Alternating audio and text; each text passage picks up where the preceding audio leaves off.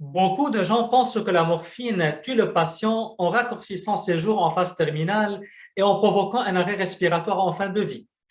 Mais il n'y a aucune preuve que les opioïdes tels que la morphine, administrés d'une façon proportionnelle pour soulager les souffrances, accélèrent le processus de la mort. Ce qui n'empêche pas la possibilité des effets secondaires qui dépendent de la sensibilité de chaque patient. Parmi ces effets, il y a la détresse respiratoire. Il est difficile de répondre à la question posée sans connaître tous les éléments et tous les détails du cas. Mais dans l'absolu, pour des cas pareils où un acte médical posé crée ce qu'on appelle une situation de conflit, en l'occurrence deux effets opposés, un positif et un négatif, on recourt en bioéthique au principe du double effet. Ce principe permet de discerner si l'acte est moralement bon selon quatre critères sans exception. 1.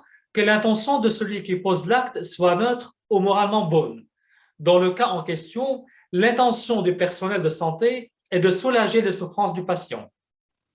2. Que l'effet direct soit positif et résulte de l'acte et non pas de l'effet négatif.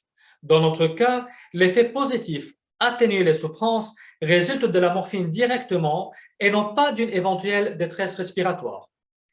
3. Que l'effet positif est proportionnellement supérieur ou au moins équivalent à l'effet négatif.